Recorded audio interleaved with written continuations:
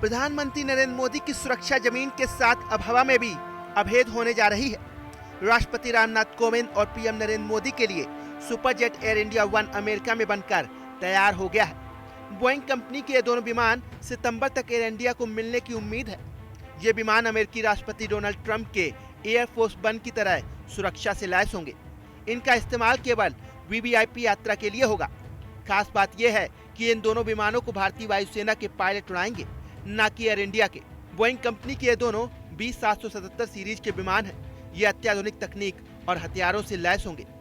Boeing 777 विमान special protection suit से lace है। ये दुश्मनों के रडार फ्रीक्वेंसी को जब चाहे जाम कर सकता है और खतरे की स्थिति में रडार से बचकर निकल सकता है। ये दुश्मन की मिसाइलों का पता लगा सकता है और उसे डाइवर्ट भी कर सकता है। ये विमान किसी भी समय हवाई हमला होने की स्थिति में जवाबी कार्रवाई भी कर सकता है। ये विमान दुश्मन पर मिसाइल हमला भी कर सकता है। इसमें 396 लोगों की बैठने की सुविधा है।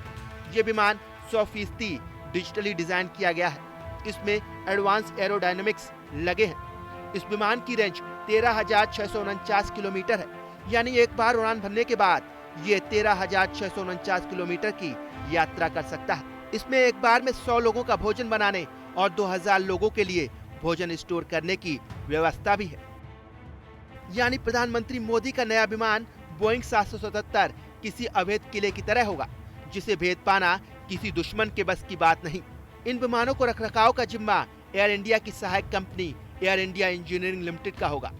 अभी प्रधानमंत्री, राष्ट्रपति और उपराष्ट्रपति एयर इंडिया के B747 विमानों से यात्रा करते हैं, जिन पर एयर इंडिया 1 का लोगो होता है। एयर इंडिया के पायलट इन B747 विमानों को उड़ाते हैं और एयर इंडिया इंजीनियरिंग उनका रखरखाव करती है। प्रधानमंत्री नरेंद्र मोदी के लिए नए अत्याधुनिक सुरक्षा तकनीक से लैस प्लेन इसलिए भी जरूरी है क्योंकि जिस तरह से पीएम मोदी दुनिया भर में आतंकवाद के खिलाफ सख्त रुख अपनाते हैं, उससे वो आतंकी संगठनों के निशाने पर रहते हैं।